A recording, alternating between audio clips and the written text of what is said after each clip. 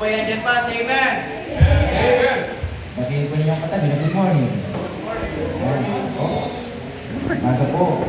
Bawat umaga ay good morning. Kaya huwag natin ngayaan na maging bad morning. Po? So ngayon po, sige po. Buksan po natin ating mga Bible in the book of Colossians chapter 2. Colossians chapter 2. We will read verse number 6 and 7. Maraming salamat po sa mga uwitin. Natin po na maginggan sa Diyos po ang papuri. Colossians chapter 2, verse number 6 and 7. Sige po, basahin po natin. Basahin po natin ng sabay-sabay. Verse number 6, ready? Begin. As ye have therefore received Christ Jesus the Lord, so walk ye in Him. Verse 7, rooted and built up in Him, and established in the faith, as ye have been taught, abounding therein with thanksgiving. Sabi po ng banal na kasulatan, as ye have therefore received Christ Jesus the Lord, so walk ye in Him. Kaya po lahat ay mo po, at tayo manalangin ang aming Diyos at tila sa lahat. Patuloy Lord, kami po nagpupuli po nagpapasalamat sa mga panibagong pagkakataon at pinagkalog niyo po sa buhay po ng bawat isa, sa mga salita po na mahahayag sa umaga pong ito, na patuloy pong basbasan. Ito po Lord, maging kalakasan po sa aming buhay spiritual. Bigyan niyo po ng pangunawa ang buhay po ng bawat sa pagpatuloy po ng mabatid ang gusto niyo pong ipabahagi sa aming po mga buhay. Dalangin po Lord sa aming po kalagitnaan. Kayo pong mataas, tago niyo po sa inyong krus at kayo pong bigyan ng kasiyahan sa pagpapatuloy. Bless niyo rin po yung aming mga Sunday schooler. Kasama rin po niyo po silang hubugin sa inyo pong mga salita. Na patuloy Lord sila po lumago sa kanilang pananampalataya. Kami pong lahat sa darating po na church anniversary, mapakita po namin yung mga bagat nilaya. Kayo pong mataas at ilang dalangin sa pangalan ni Jesus. Amen. Sige po, please be seated. So once again, good morning. Yung nga po, tayo nagpapasalamat sa Diyos sa pagkat tayo pumuli ng kakita-kita, kasama-sama sa isang layunin para patuloy po natin pupulihin ang Panginoon sa buhay po natin. Nga po, today is May 24. Kahapon po, May 23, at birthday po ni Ate Divina. Amen? Birthday ni Ate Divina. Si Ate Divina, ilan taon na, Ate Divina? 25. Nga po, kung babalik na rin natin, 52. Natin po. Nga po, so mamaya, ulitin pa lang natin si Ate Divina ang kanyang birthday song. Na po, yun nga, na po, at nalalapit na po ang ating pong church anniversary. Na po, 2 Sundays na lang. Na po, kaya pag-pray po natin sa biyaya ng Diyos na ang gawain po ng Panginoon ay makapagpatuloy. So, kung babasihan po natin mga kapatid na salita ng Diyos sa pag-aaralan po natin sa umaga po ito, in verse number 6, na sabi ng Panginoon mga kapatid, as ye have therefore received Christ Jesus the Lord, so walk ye in Him. Bila daw mga kapatid na mga mananampalataya, na kung saan sabi ng salita ng Diyos ngayon, na tinanggap niya si Kristo sa iyong puso, kapag tinanggap niya sa inyong sarili, na sabi ng Panginoon, kung papasilip po natin, na sabi niya po doon, so walk ye in Him. Lumakad daw tayo na kasama ang Panginoon. Lumakad daw tayo, pakita natin na tayo ay sa Panginoon. Lumakad daw tayo mga kapatid na makita sa atin na tayo po yung mananampalataya. Na tayo po mga kapatid ay may takot sa Diyos.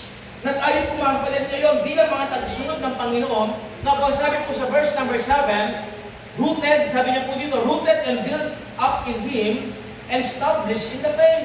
Na dapat daw tayo mag-ugat bilang isang Kristiyano, bilang isang mananampalataya, na pagkatapos mo tinanggap ang Panginoon sa iyong puso, na dapat mag-ugat ka, na kagaya ng isang halaman, ang halaman na walang ugat, madali matumba.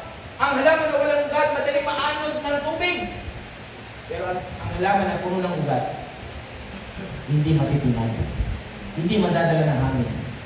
Kaya ang sabi ng Diyos, mga kapatid, kailangan ka maging rooted bilang isang Kristiyano. Ay, Pastor, matagal na ako, matanda na ako, wala po doon mga kapatid. Sapagkat sabi ng Diyos, mga kapatid, yes, may nauna, kaso nahuli. Pero naman nahuli, nauna. Anong ibig sabihin? Ang buhay Kristiyano, mga kapatid, wala sa edad. Ang buhay Kristiyano, mga kapatid, nandoon kung ikaw ba ay nag-uugat, kung ikaw ba ay nagmamature, kung ikaw ba, mga kapatid, nandoon, nabibuild ba ang iyong buhay sa Panginoon. Ang sabi niya, mga kapatid, and established in the faith. The word is established in the faith. Na kailangan, mga kapatid, sa buhay natin, talagang established. Pag sinabi natin established, hindi matinag. Kagaya po ito, mga kapatid, established ito. Hindi natutumba. No po, kung kukunin mo yung payo, sis, kunin mo nga yung payo. Sis, ay, sinasanan niyo na lang. Tingnan natin yung payong. Itong payong po ito mga kapatid, hindi established ito. Tama? Kapag binitawan ko ito, matutumba yan. Intindihan niyo mo ba? Ang ibig sabihin ng established mga kapatid, kamukha ito. Binitawan ko, hindi natutumba. Anong ibig sabihin? Kaya niyang tumayo. Tama ba? Binasabi ng Diyos mga kapatid na dapat bilang mga mananampalataya, we must be established in our faith. Na dapat naunawaan natin what's the purpose. Bakit natin tinanggap ang Panginoon? Bakit tayo naglilingkod? Bakit tayo maawit? Bakit tayo sabihin natin nananalangin? Bakit tayo nagtitipon every Sunday? Bakit tayo naglala ng oras? Bakit tayo nagbibigay? Isn't it? Ang tawag po doon, we must be established in our faith. As He have been taught. Natuturuan tayo, amen? Isn't it? Bakit tayo sabihin natin, nalalaman ng mga bagay-bagay sapagkat may nagtuturo? May pastor, may salita ng Diyos na ito po'y nagiging gabay sa atin. Kaya sabi nito mga kapatid, we must abound therein with thanksgiving. Kailangan daw managana sa buhay natin yung tinatawag na pasasalamat. Kailangan daw mga kapatid sa buhay natin yun nga bilang mga mananampalataya, kailangan natin masunod. Ano ba ang nais ng Diyos sa buhay po natin? Pag-aralan po natin sa umaga po ito, frontline disciples. We must be frontliner. Isn't it? Ang word po is disciples. Pag sinabi natin disciples, it is a follower of Christ. Follower of Jesus Christ. Mga disipulo ng Panginoon. No po? So ngayon mga kapatid, sa buhay po natin, nasabi ng ating pinag-aralan mga kapatid, being a Christian, we must be frontliners. Pag sinabi natin frontliners, ito yung mga nauuna. Hindi nauli. Ito yung mga sabihin natin nandoon nakikita. Hindi nagtatago. Yung mga frontliners mga kapatid, ako nandoon sa frontline. Anong ibig sabihin? Nandoon sila sa tinatawag na hottest battle. Alam niyo kung sa labanan?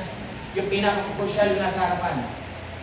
Na po, na kung nandun ka sa harapan, ibig sabihin malakas ka, matatag ka, maaasahan ka. Na po, na dapat mga kapatid, huwag natin pabayaan yung sa harapan. Na po, kung napapansin po natin yung sa bawat labanan, kapag nasira na po yung labanan mga kapatid, yung pinaka-frontline, nagabi na yung sa kabila, wala na, matatalo na. Na po, kaya nga sa dapat mga kapatid, bilang mga mananampalataya, dapat maging frontliner tayo. Dapat nandun tayo sa harapan. Dapat nakikita tayo. Dapat nararamdaman tayo. Yun po ibig sabihin mga kapatid. Huwag tayo nandun sa sulok.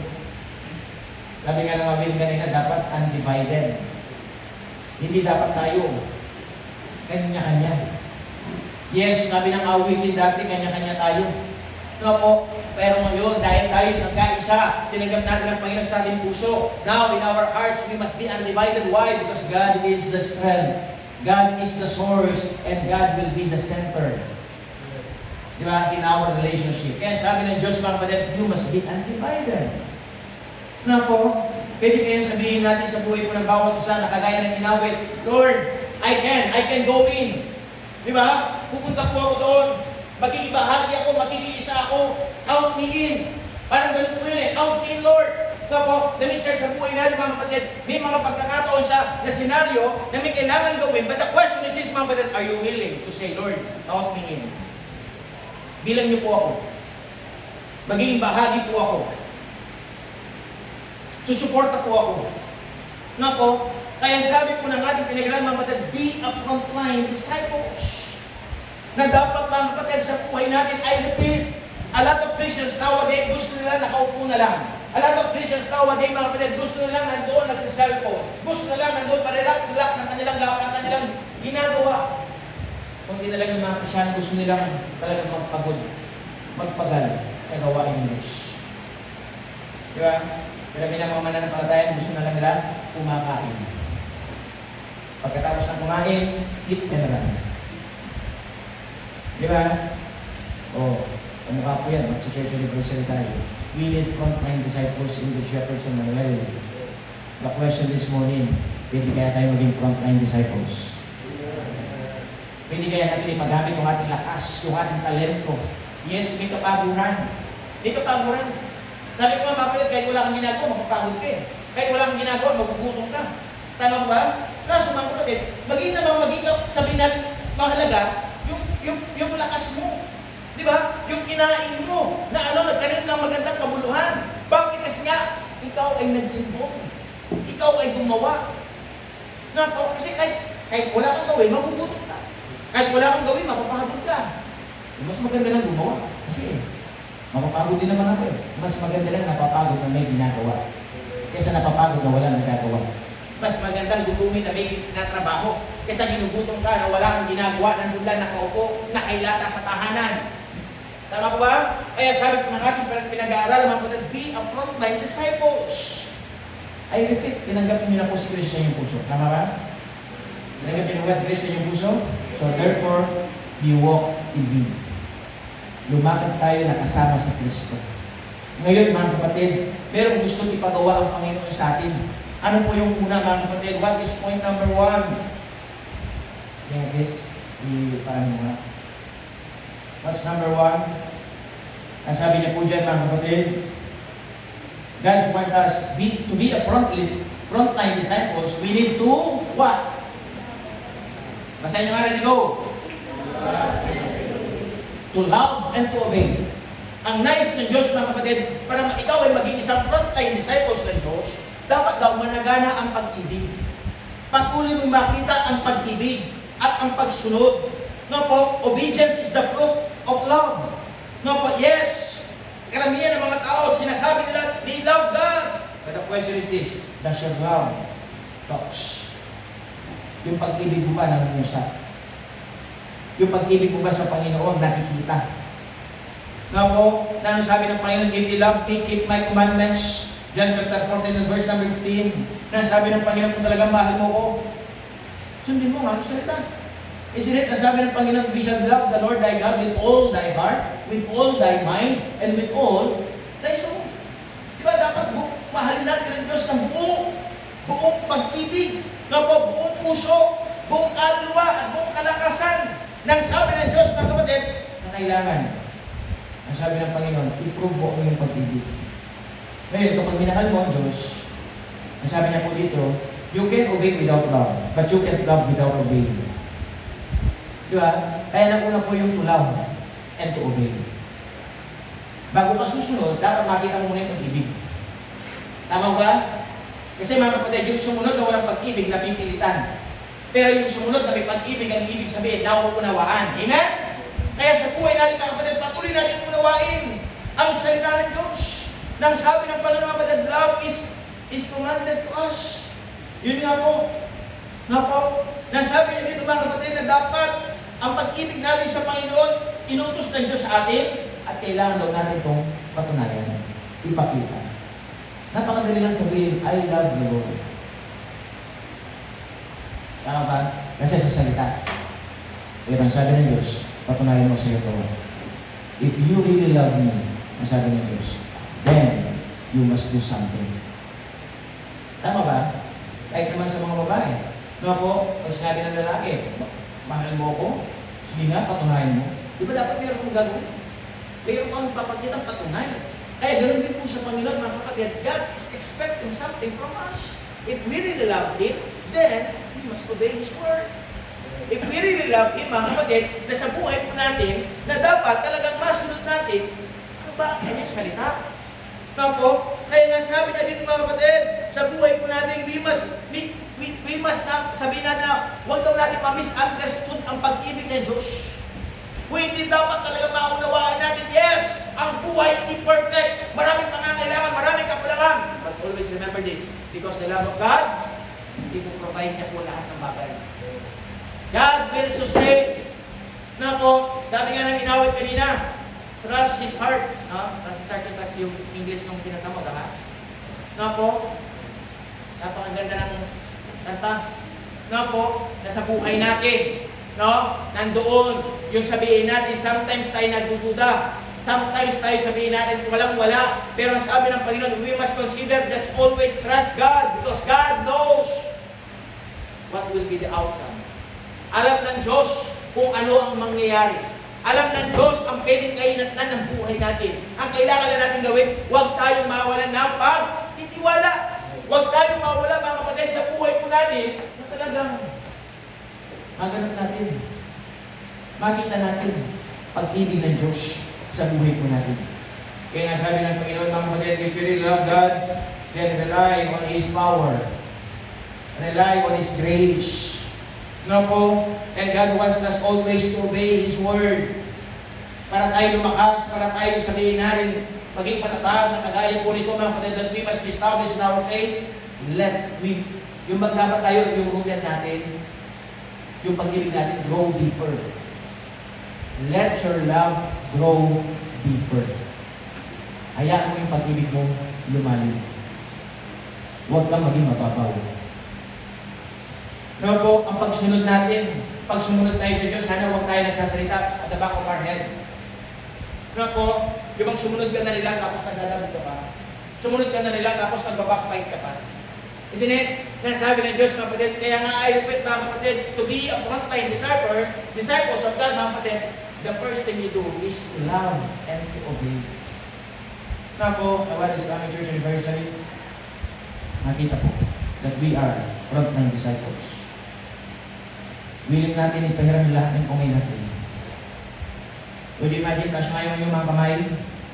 Tasyo ngayon yung mga kamay. Iwag-iwag, ito ka. Tingnan niyo mga kamay. Lahat tayo, tama may kamay. Kung yung lahat ng kamay na yan gagawa, magtatrabaho, kikilos. Tama ba? Dami ng kamay. Anong ibig sabihin? Marami magagawa. Isn't it? Isipin niyo na lang, kung kamay ko lang yung gagawa. Kung kamay ko lang yung kikilos, tapos yung mga kamay niyo naka-put on your pocket. O kaya nakaganyan. Okay ba? Hindi ka naman bodyguard. Nakaganyan. Di ba? Di ba? O, ano mangyari? Kunti lang ang magagawa. Pero kung lahat ng kamay natin, mga kapatid, ito, no po, ilalaan natin sa bawat mga taas na ginagawa natin. Tapos sasabi ng Diyos, mga kapatid, dapat sa buhay natin, huwag tayong mamili ng ginagawa. Amen? Baka lahat gusto magwalis. Ano ba? Ay nga meron tayong tinatawag na division of labor. Na po, lahat tayo meron kailangan task na gawin. Huwag tayong sabihin natin kapag meron tayong ginawa, meron pinagawa sa atin, huwag na tayong mamili. Amen? Ay, ayoko dyan, gusto ko lang, dito lang. Diba? Yung bang sumunod ka na nilang, nagpagod ka na nilang, namili ka pa. Diba? Napakaganda kung saan tayo lalagay, mga kapatid. Ito yung gagawin natin, ito yung gagawin natin. O, doon tayo gumawa. Kasi bakit? Yun yung binigay. Natas sa atin. Nako, kaya sabi ng ating pinag-aralan, mga kapatid, be a frontline disciples. How? Paano tayo magiging frontline disciples? To love and to obey. The second thing.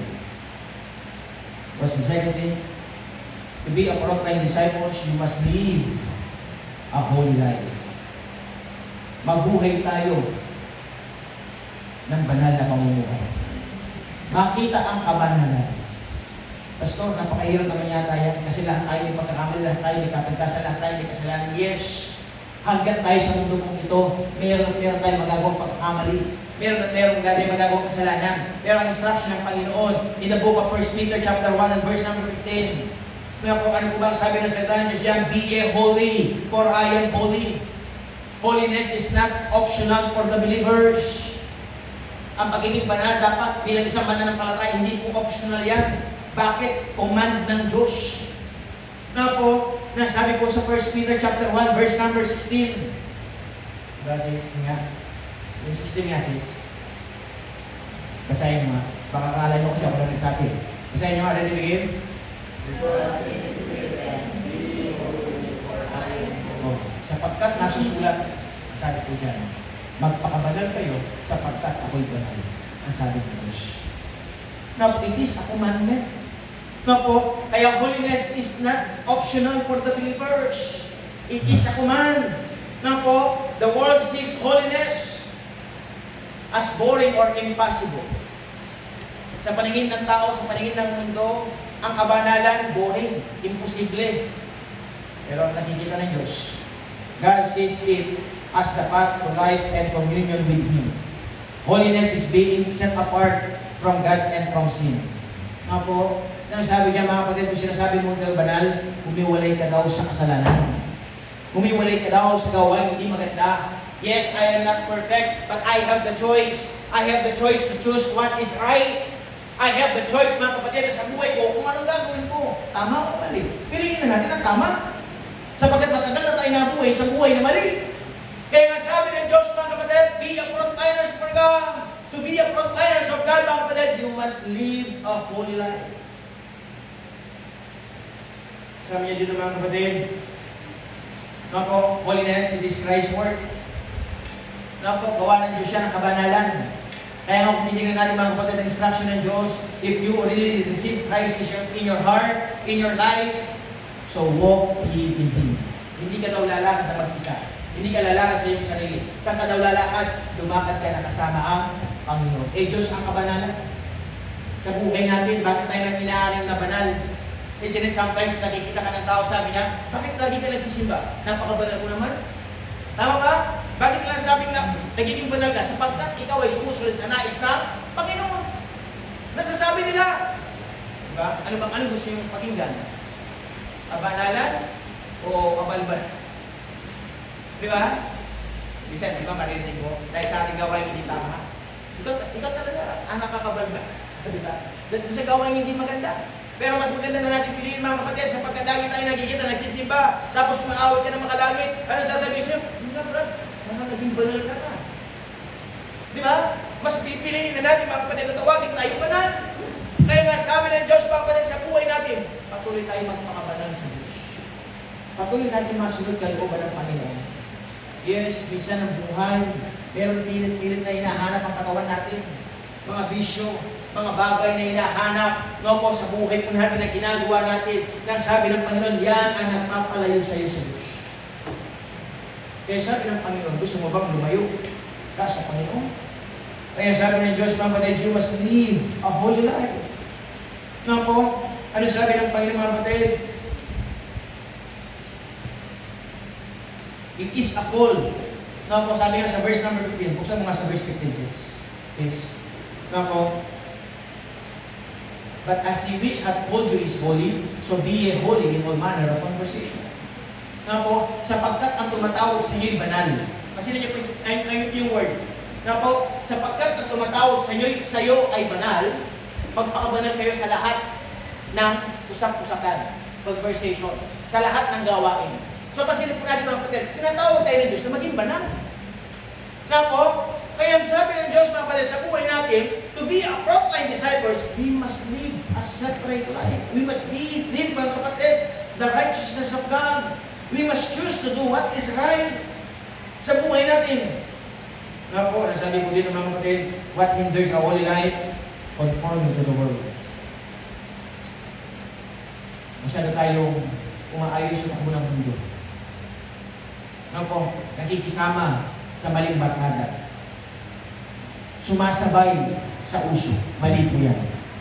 Nang sabi ng Diyos, those are the things hinders you to be a holy. Kaya sabi ng Diyos, mga kapatid sa buhay natin, we must neglect. Iwasan yan. Po, huwag natin iwasan yung Word of God. Po, ito pa yung hinders, mga bagay na pumipigil sa gawain kabanalan. Kapag nineglect mo na ang pakikinig na salita ng Diyos, don't tolerance mga kapatid of small sins. Yung bang huwag mong i-compromise ang iyong sarili sa tinatawag na maliit na kasalanan. Walang maliit, walang malaki. Pagkasalanan, amen? Kasalanan. Hindi yung sasabi, ay pastor, piso lang naman eh. Diba? Piso lang naman. Yung iba, milyon-milyon ang kinukuha. Sa akin, piso lang. Eh sa paningin ng Panginoon, parehas lang naman yun eh. Tama ba? Nanguha ka ng piso, nanguha ka ng 1 milyon. Sa paningin ng Diyos, parehas lang yun.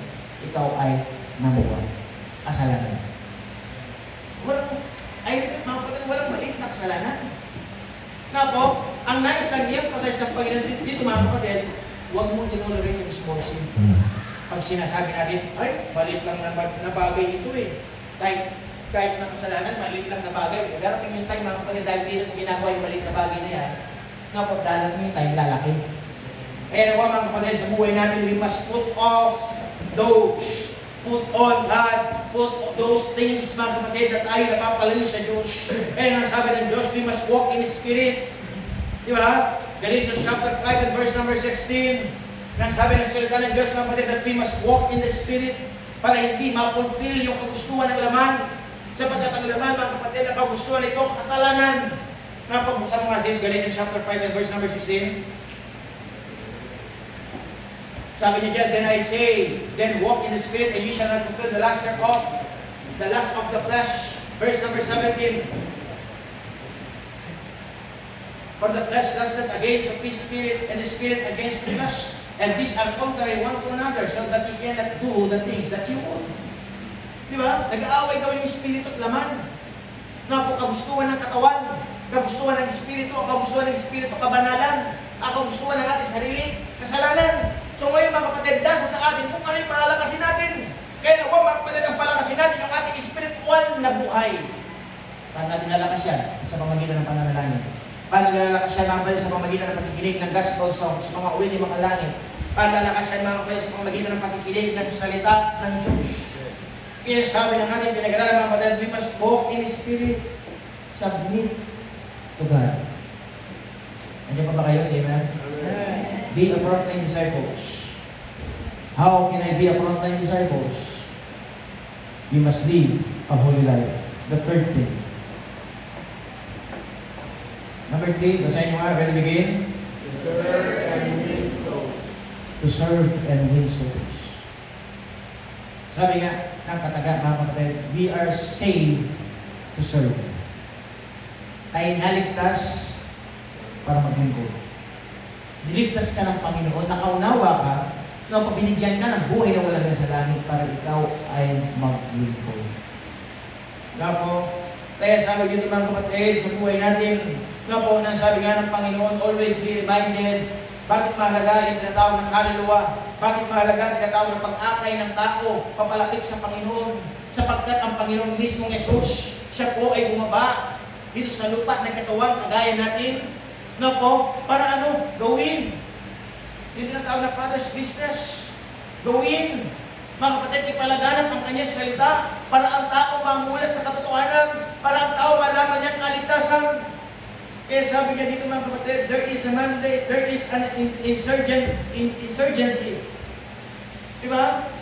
Kaya nga dapat mga kapatid sa buhay natin, we must always have a heart to serve. Yung bang sumunod ka sa Panginoon na may pagpapakumbaba? Sumunod ka sa Panginoon mga kapatid, serve sacrificially and serve faithfully. Nasabi ng Diyos mga kapatid, kung hindi na tayo maglilingkod, paano na lang ang iba? I repeat, frontline disciples, marami pa po ang tao patungo ng impyerno. Why? Sapagkat hindi nila alam ang tunay na kaligtasan. Maraming tao patungo doon sa lagablab ng apoy ng impyerno. Why? Sapagkat marami pang tao hindi tinanggap si Kristo sa kanilang puso. Kaya sabi po ng ating pinag-aralan mga kapatid, we must always serve. Would you imagine mga kapatid kung tayo hindi nahahayo, kung tayo hindi nalalabas, kung tayo mga kapatid hindi na tayo magsasalita, kung tayo mga kapatid hindi na tayo mananalangin, ang gawain ng Diyos hindi magpapatuloy. Kung yung mga workers hindi na magpapagamit ang kanilang buhay, wala na mangyayari. Kunwari po ang simbahan natin, isasarado na natin. Bakit natin isasarado? Kasi nga ayaw na natin maglingkod. Kung dumating ang punto, ayaw na natin mapagod, ayaw na natin gumawa, ayaw na natin gumawin, ayaw na natin magsimba, isasarado ang simbahan. Kaya yung simbahan, mga kapatid, lugar ng paglilingkuran sa Diyos. Huwag na huwag mangyari, darating yung time na tayong lahat tatamarin na sa paglilingkod. Tatamarin na sa pagkanta. Tatamarin na sa panalangin. Nga po, ang sabi nga, pero nga tayo nilagay doon sa harapan, ang sabi niya po doon, ang simbahan, house of prayer. Isn't it? Lugar, bahay ng panalanginan. Ay nga dapat sa buhay natin, mga kapatid, patuloy nawa tayong manalangin. Patuloy nawa tayong maglingkod. Patuloy nawa tayong bumawi. Patuloy nawa tayong mga kapatid, mag-akay pa ng maraming tao para mapalapit sila sa ating Panginoon. Kaya sabi ng Diyos, mga kapatid, be a frontline disciples. I repeat, sana piliin natin nandun tayo sa harapan. Soul winning, this is the heartbeat of the church. Kung wala na pong soul winning, mamamatay ang gawain ng Diyos. Bakit? Wala na lang idadagdag. Ang goal ni Satanas, division. I-divide, mag-minus, mag-subtract. Kung hindi na tayo maglilingkod, kung hindi na tayo magsusolve, kung hindi na tayo mag-i-invite, walang maidadagdag. Pastor, bakit may umaalis? Kasi nga hindi natin mag-perfect eh. ang buhay Kristiyano. Kasi nga may Satanas. Na minsan umuudyo sa atin. Na tayo hihinto. Na mag-iba ang ating puso. Na mag-iba ang ating isip. At mag-iiba na rin ang ating pananalita. Kaya nga sabi ng Panginoon mga kapatid, we must guard your heart.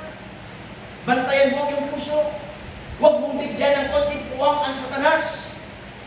Nga po, sapagkat binigyan mo lang na yung konting special mga kapatid, yun makakagawa na sa buhay mo. Yung bang huwag natin pagdudahan, huwag natin pagdudahan yung gawa ng Diyos. Kamukha po yan, meron tayong church anniversary. Meron tayong kailangang gampanan. Meron tayong kailangang trabaho. Kaya nga sabi mga kapatid, dapat frontline tayo. Andiyan pa po ba kayo? Say amen? Amen. The last thing. Pangalan. Sabi niya mga kapatid, to be a frontline disciples first. Ano kailangan gawin? To love and to obey. Number 2, to live a holy life. Number 3, to serve and win souls. And number 4, to do His will. Gawin natin ang kalooban ng Diyos. Ephesians chapter 6 and verse number 6. Ano po ang sinasabi ng salita ng Diyos in the book of Ephesians chapter 6 and verse number 6? Kasi nyo nga, ready begin? Not be I service as men pleasers, but as the servant of Christ, doing the will of God from the heart. Pansinin niyo po mga kapatid, hindi dahil nakikita. Intindihan niyo po ba? Maluhin ko na, hindi dahil may nakakikita. Di ba? As men pleasers. Na ikaw, pasisiyahin mo yung mga nakakikita sa iyo mga tao. Na po, kung hindi, sabi ng Panginoon, but as the servants of Christ. Na dapat mga kapatid sa buhay natin, being a Christian, being a member of this church, being a part of this Good Shepherd San Manuel, mga kapatid, itrato mo yung sariling servant ako ng Diyos. Me, I am a servant of God. I am not a servant of men. No po, so therefore mga kapatid, sabi niya mga kapatid, we must do, sabi niya dito, doing the will of God. Hindi kasunod eh. Doing the will of God from? Tama? Gawin mo daw ang kalooban ng Diyos galing sa puso. Hindi napipilitan. Hindi galing sa puso. Hindi dahil sa mata, nakakakita, kaya susunod ka. Kaya nga sabi ng Diyos, mga kapatid, sa buhay po natin, maraming gustong ipagawa ang Panginoon. Maraming gusto sabihin natin sa buhay natin na mapakita natin talaga yung ating pagmamahal, yung desire natin na nandoon na talaga tayo dahil sa mapagamit sa Panginoon. Pero sabi ng Diyos, patuloy mo pang gagawin ang kalooban ko na nagmumula sa iyong puso. Karamihan po ng mga mananampalataya, pagdating po sa pagbibigay sa Panginoon, marami pong umaayaw. Why? Kasi ang kaisipan ng tao, dapat Lord, ako ang bigyan mo. Bakit kita bibigyan, Panginoon? Dapat ikaw ang bigay sa akin. Kapag ganun ang kaisipan mo, hindi mo alam ang salita ng Diyos. What's the principle of the Bible? Give, and it shall be given. Ang nais ng Diyos, you must prove yourself. Anong kailangan mo gawin? Magbigay ka muna para ikaw ay bigyan. Ano po? Huwag tayo magkaroon ng kaisipan. Ang gusto natin, tayo na lang ang laging binibigyan, tayo na lang ang ating binibigyan. Pagdating po sa Panginoon mga kapatid, hindi po ganoon. Nasabi ng Diyos, dapat hindi tayo after doon sa pakinabang. Hindi after tayo kung ano ba ang ating magagawa, ano ba ang ating may tatanim, ano ba ang ating may impart, ano ba ang ating magiging bahagi. Kasi bakit? Kalooban ng Diyos yun eh. Kung titignan natin mga kapatid sa buhay po natin, hindi kaya ng isa. Hindi kaya ng iulan. Kailangan tayong lahat. Amen? Tayong lahat. Nako, ito may nakakalukot. Lagi sinasabi, pag ang mananampalataya, ang tao narinig yung word na commitment. Ibig sabihin, pagbibigay sa Diyos. Ibig sabihin, pagsuporta sa gawain ng Panginoon. Maraming tao umaayaw. Pero ang sabi ng Diyos, kapatid, doon mo pinapakita, anong klaseng Kristiyano ka sa harapan ng Panginoon. Sa tingin po niyo, sino bang aasahan ng Diyos dito? Sino pwedeng aasahan ng Diyos? Yung hindi nagsisimba?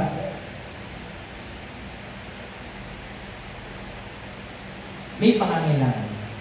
May activities. May dapat gawin. Tatanungin ko po kayo, sino ang pwedeng asahan ng Diyos? Yung kapitbahay? Yung ibang simbahan?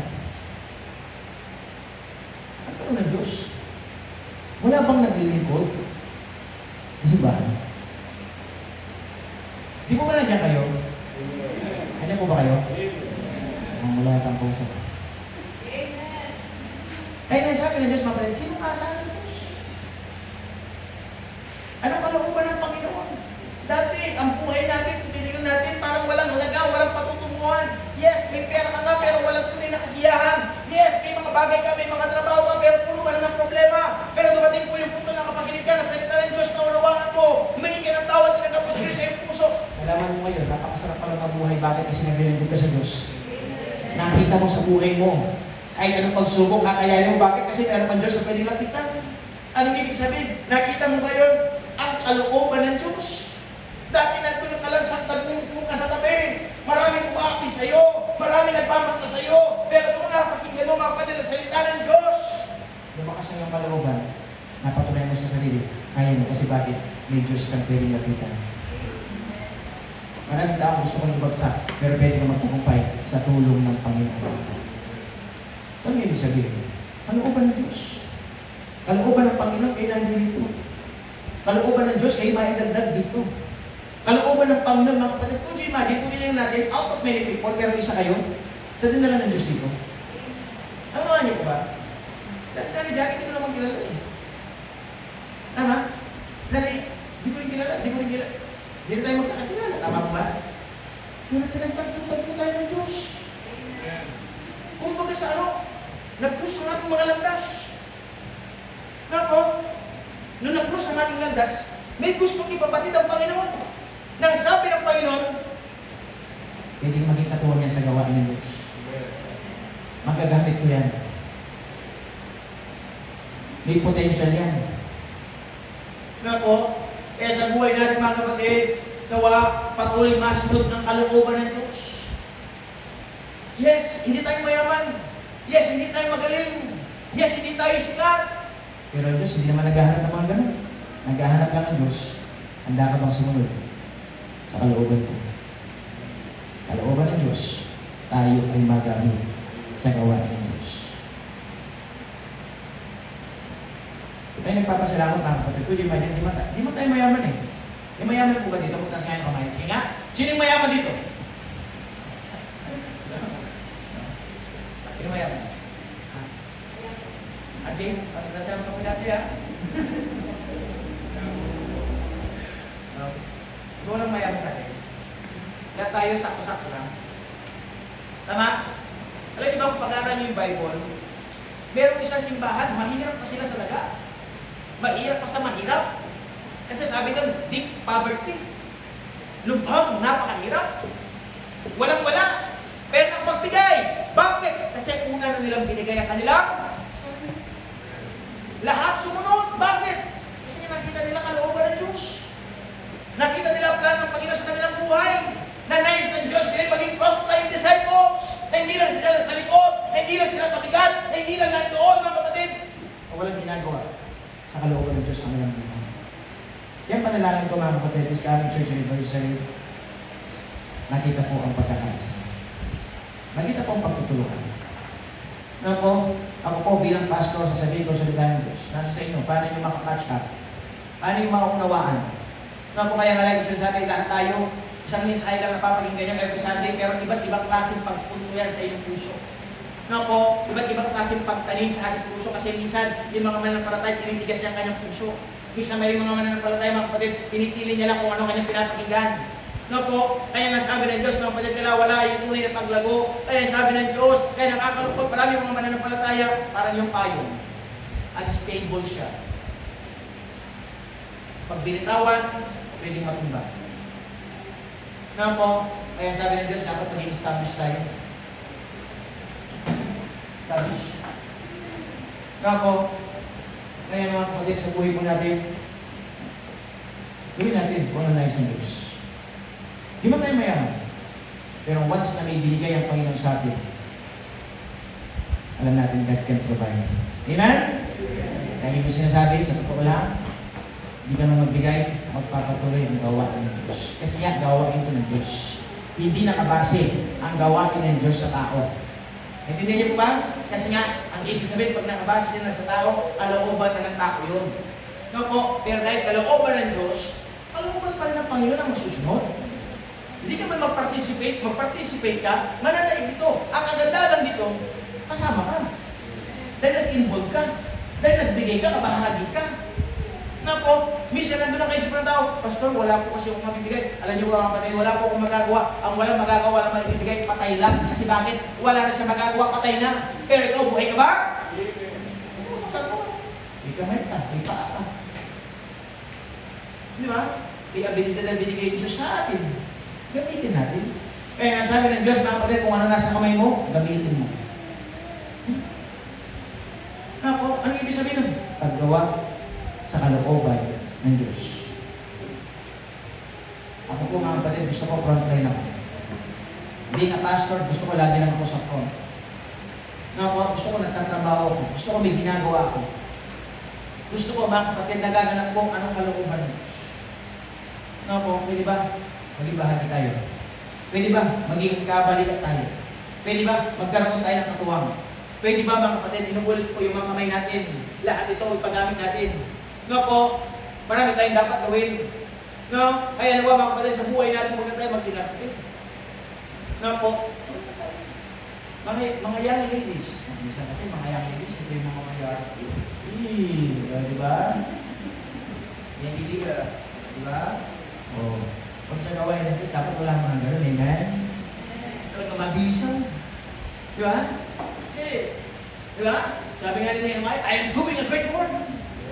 Dakilang aking ginagawa. Bakit? Kasi gawain ng Diyos ito. Di ba?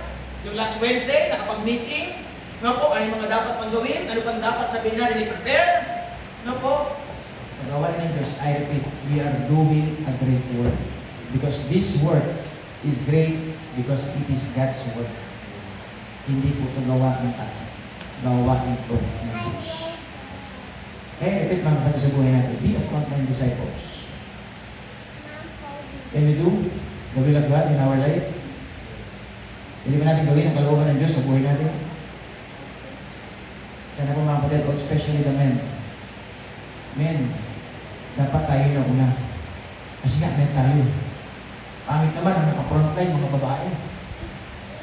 Mga ladies. Eh, dapat tayo mga men. Di ba tayo ano? Frontline. Di ba dapat pag-frontline, di ba? Hindi yung sa likod. Hindi yung nasa lilim. Di ba? Kahit mainit, frontline. Di ba? Di ba naging yung mga sundalo? Ang ganyan lang yun, no? Di ba? Maganda rin.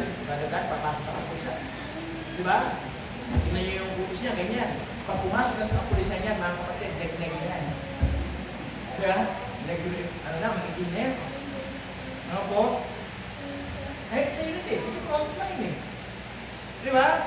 Kaya ito yung ibig sabihin. Bilin tayo gawin. Kalooban ng Diyos. Okay, so mga kapatid, our challenging is one of us. If you are really receiving Christ in your heart, so walk ye in Him. Rooted. Diba? Build it up. Yung sabi sa ng Diyos, establishing the faith. Huwag tayo maging eye service. Huwag tayo magpakita. Gawin natin kung anong kalooban ng Diyos na nagmumula sa ating puso. Basahin nga natin muli ito. Napakaganda kasi ito eh. Na po, I repeat mga kapatid, hindi kayo magtatrabaho dahil nakikita ni Pastor, dahil nakikita ni Ma'am, dahil nakikita ni naman, na-crush mo ninyo. Pero sabi ng salita ng Diyos, basahin natin, ready begin? Not with eye service as men pleasers, servant of God, doing the will of God from the heart. Gawin natin. Kalooban ng Diyos.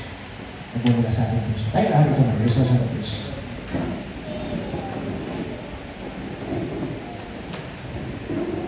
Please bow our head.